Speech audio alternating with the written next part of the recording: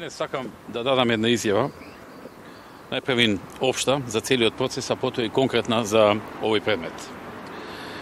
Прво, ваква судско-политичка хајка, како што е ова против мене, конкурира за хајка на столетието. Кога велам на столетието, мислам на не само на 100 години, туку и повеќе, можеби 120 години. Независно кој бил на власт или кој бил окупатор во оваа земја, на оваа парче земја на која што живееме, веројатно оваа хајка, оваа политичко-судска хајка конкурира за една од најголемите или можеби најголема политичко-судска хајка. Вакви монтирани и политички судења не се паметат од почетокот на 20 век. Ни во турско, ни во српско, ни во бугарско, ни во комунистичко време. Да еден човек и неговите соработници заради политички мотиви биде вака атакуван со толку многу обвиненија и истраги, да се принуди секој ден да е во судот, да има рочишта по 11-12 сати на ден. Кон одбраната судот да се однесува на начин кој што е крајно несоодветен. Да има вакво дрско однесување на судот кон одбраната. Да дел од судиите на секој 15 минути буквално се дерат на адвокатите. Да им даваат само една минута да се искажат за исклучително важни работи. Да не се дозволува време за подготовка на одбраната за следното рочиште. Како и однесувањето на судиите кон одбраната како да им се подчинети, а истовремено кон обвинителите со одработување за нив, како кон надредени со почит кој што е толку голем, што е дури и недостоинствен за судот. Да се одбиваат предвози од одбраната за само 5 минути, кој секој професионален судија би потрошил барем 3 дена на читање и анализирање пред да донесе одлука. Да се газат законите и процедурите, како и воспоставената пракса на судење. Да, за ваков предмет се форсира вакво невообичаено темпо. Тоа не е ништо друго, туку класично, политичко, удбашко судење, какво што нема ни во Северна Кореја, кое наликува на инквизиција. Само затоа што, не само што судиите имаат политичка подршка од партијата која ги назначи, туку и политички притисок и уцена, како со снимки, така и со кариерен напредок или назадување.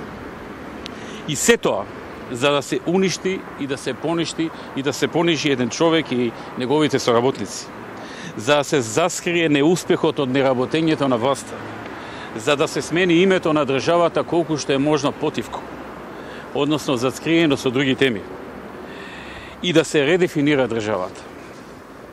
Адвокатите беа во право кога ми велеа дека имаат чувство дека ова не е правен туку политички процес, во кој тие не можат да помогнат бидејќи е надвор од нивните капацитети и стручност.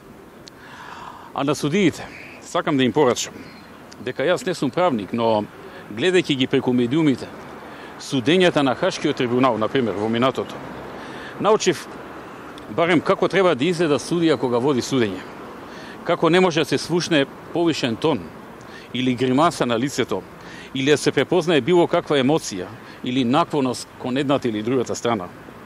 Дури и ако одлуката ја има во глава од првиот ден на судењето, како што очигледно имаат овие наши партиски судии, кои ќе се потпрат, односно кои ќе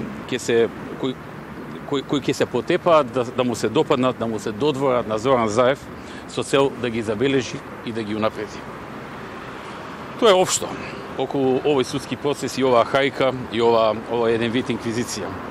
Конкретно околу овој предметот за набавката на блиндираното безбедносно возило,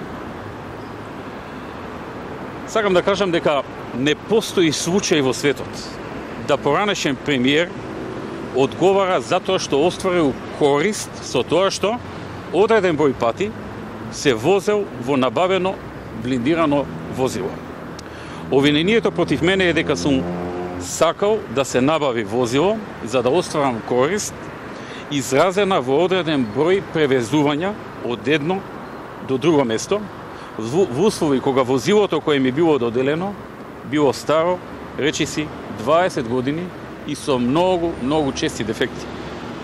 До сега, како што видовте, исказ дадоа 15 сведоци, предложени од обвинителството. Ниту еден против нас. Ниту еден. Двајца кажаа дека воопшто не учествувале во процесите. А сите корист, сите останати, своите искази ги дадоа во наша корист.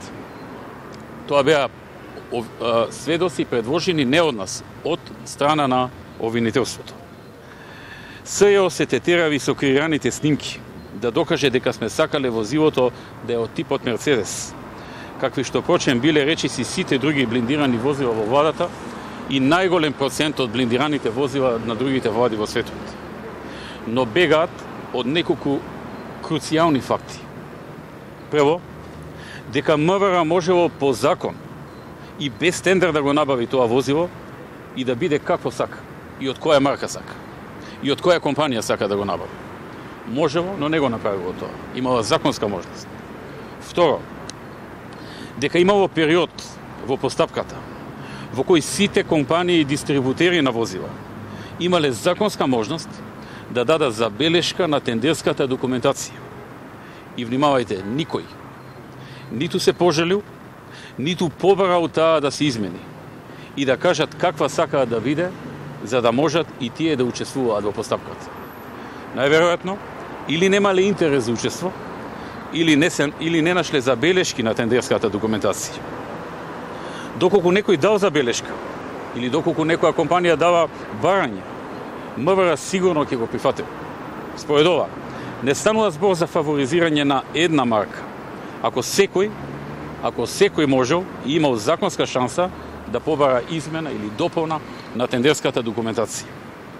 И трето, уште помалку станува збор за фаворизирање на една фирма добавувач. Зборувам за македонската фирма добавувач.